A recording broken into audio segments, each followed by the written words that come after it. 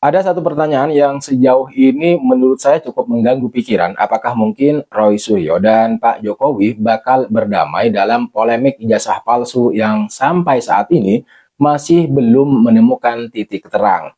Atau justru konflik ini bakalan terus berlanjut sampai ke meja hijau dan berakhir dengan keputusan hukum yang tegas? Kalau kita lihat dari pernyataan terbaru, Roy Suryo secara tegas menolak jalan damai. Dia bahkan menyatakan tidak bakalan mengambil jalur restoratif justice. Artinya ini bukan sekedar perdebatan biasa, tapi sudah masuk ke fase serius di mana proses hukum menjadi pilihan utama. Dan di titik ini pertanyaan besarnya bukan cuma soal damai atau tidak, teman-teman, tapi juga seberapa kuat posisi masing-masing pihak kalau nanti benar-benar bertarung di pengadilan. Kalau kita tarik sedikit ke belakang, isu ijazah Pak Jokowi sebenarnya bukan hal baru, teman-teman tahu soal ini. Ini sudah berulang kali muncul, tenggelam, lalu muncul lagi dengan narasi yang hampir sama. Bedanya sekarang narasi ini dibawa lebih jauh oleh sejumlah pihak, termasuk Roy Suryo sendiri dan kelompoknya. Mereka mencoba untuk membangun argumen bahwa ada kejanggalan dalam ijazah yang dimiliki oleh Pak Jokowi.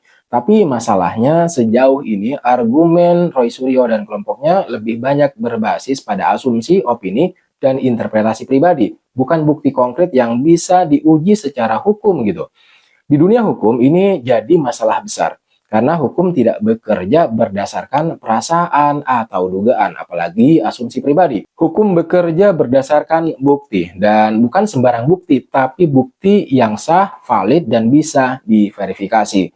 Misalnya dokumen resmi, saksi yang kredibel, atau hasil uji forensik yang diakui. Tanpa itu semua, tuduhan sekeras apapun akan sulit berdiri di pengadilan. Nah, disinilah posisi Roy Suryo jadi menarik untuk dianalisis. Di satu sisi, dia terlihat sangat percaya diri untuk melanjutkan kasus ini ke pengadilan, bertarung habis-habisan, bahkan menolak opsi damai yang sebenarnya bisa menjadi jalan aman untuk menghindari resiko hukum.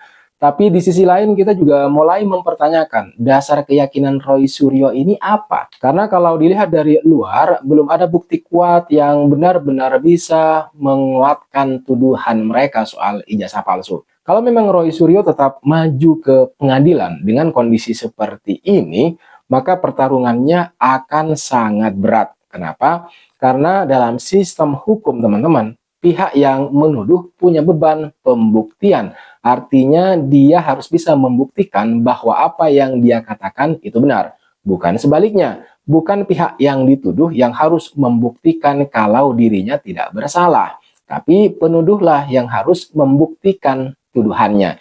Ini prinsip dasar yang seringkali dilupakan dalam diskusi publik. Banyak orang berpikir bahwa selama ada kecurigaan, berarti ada kemungkinan salah begitu. Padahal dalam hukum kecurigaan tidak cukup. Ya, memang harus ada bukti yang bisa diuji, diperiksa, dan dipertanggungjawabkan. Kalau kita masuk lebih dalam, sebenarnya ada dua kemungkinan skenario yang bisa terjadi, teman-teman. Skenario pertama, Roy Suryo berhasil membawa bukti baru yang selama ini belum muncul ke publik. Artinya bukti truth. Bukti yang benar-benar kuat, misalnya hasil analisis forensik dokumen yang diakui secara hukum, atau saksi kunci yang punya kredibilitas tinggi. Kalau ini terjadi, tentu saja peta permainan bisa berubah drastis. Kasus yang tadinya mungkin dianggap lemah bagi pihak Roy Suryo bakalan jadi serius. Tapi skenario kedua yang sejauh ini lebih realistis berdasarkan informasi yang beredar adalah tidak adanya bukti baru yang signifikan. Kalau ini terjadi, maka kemungkinan besar gugatan atau tuduhan tersebut akan sulit bertahan di pengadilan. Bahkan bisa berbalik menjadi masalah hukum bagi pihak yang melontarkan tuduhan, terutama kalau dianggap menyebarkan informasi yang tidak benar atau merugikan pihak lain. Di titik ini kita juga perlu memahami kenapa restoratif justice ditolak. Biasanya jalur ini dipilih ketika kedua belah pihak ingin menyelesaikan konflik tanpa proses panjang di pengadilan. Ada unsur saling memaafkan, dialog, dan penyelesaian damai. Tapi ketika salah satu pihak menolak misalnya, berarti dia kan siap dengan segala konsekuensinya yang ada. Dan konsekuensinya ya tidak ringan, konsekuensi hukum. Kalau kalah di pengadilan bukan hanya soal reputasi yang dipertaruhkan, tapi juga potensi sanksi hukum. Apalagi kalau tuduhan yang dilontarkan dianggap tidak berdasar dan merugikan pihak lain seperti yang saya bilang tadi. Di sisi lain, dari perspektif Pak Jokowi, posisi ini relatif lebih kuat. Kenapa? Karena ya selama ini ijazah yang dimilikinya sudah beberapa kali diklarifikasi dari institusi terkait. Bahkan sudah ada penegasan dari pihak kampus dan dokumen resmi yang menunjukkan keabsahan ijazah tersebut. Misalnya yang dilakukan oleh Bareskrim Polri. Dalam konteks hukum, ini menjadi modal yang sangat penting, modal yang sangat signifikan.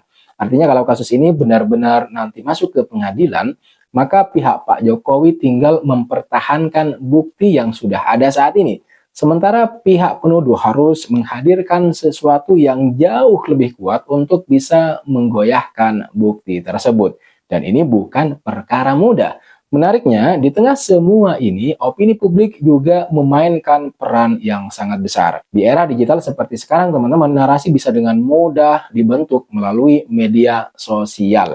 Banyak orang yang akhirnya ikut, kemudian berkomentar, membentuk opini, bahkan mengambil kesimpulan sendiri tanpa melihat fakta secara utuh.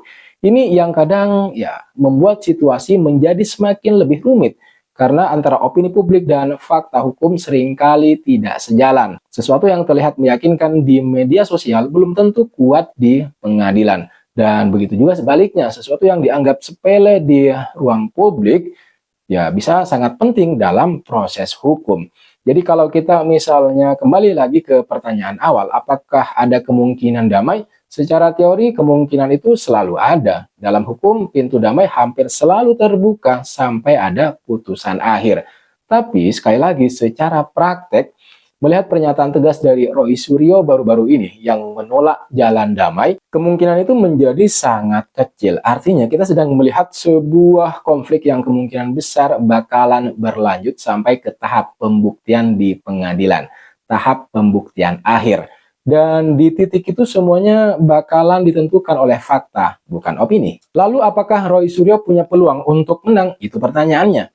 Jawabannya sangat bergantung pada satu hal, bukti. Kalau tidak ada bukti baru yang kuat dan bisa diverifikasi, maka peluangnya sangat kecil, mustahil.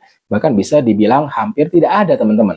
Tapi kalau ada bukti yang benar-benar valid dan belum pernah muncul sebelumnya, seperti kartu as misalnya, maka semuanya bisa berubah. Namun sejauh ini berdasarkan apa yang terlihat di publik saat ini, bukti tersebut belum muncul, belum ada sama sekali. Dan ini yang kemudian membuat banyak pihak meragukan, termasuk saya, kekuatan kasus yang dibawa oleh Roy Suryo. Di sisi lain, keputusan untuk tetap maju ke pengadilan juga bisa dilihat sebagai bentuk keyakinan. Bisa jadi Roy Suryo merasa memiliki sesuatu yang belum dia buka ke publik. Atau bisa juga ini lebih kepada sikap mempertahankan posisi dan narasi yang sudah terlanjur dibangun. Apapun itu, yang jelas proses hukum bakalan menjadi penentu akhir.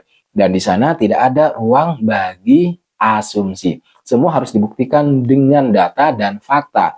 Buat kita sebagai masyarakat, teman-teman, penting untuk kemudian tetap bersikap kritis tapi juga objektif. Jangan mudah dibawa oleh opini tanpa dasar yang jelas.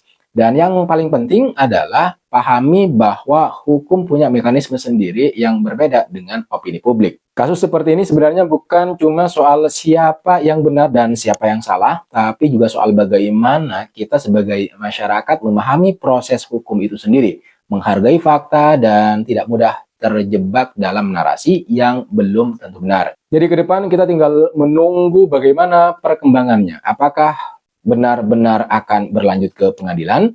Apakah akan muncul bukti baru yang mengejutkan? Atau justru berakhir dengan keputusan yang memperjelas semuanya? Itu yang kita tunggu. Yang jelas satu hal yang bisa kita pelajari dari kasus ini, teman-teman, adalah pentingnya bukti dalam setiap tuduhan. Karena tanpa bukti, sekeras apapun tuduhan itu diuraikan, disuarakan, dilontarkan, pada akhirnya akan sulit untuk dipertahankan. Dan di dunia hukum, satu bukti yang kuat bisa mengalahkan 1000 opini.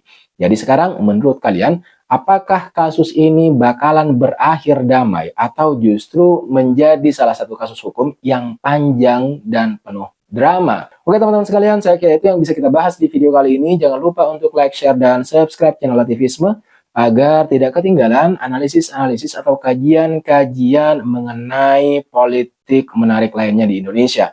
Terima kasih sudah menonton video ini sampai selesai, sampai habis. Sekali lagi jangan lupa untuk like, comment, dan subscribe. Nyalakan notifnya. I'll see you on the next video.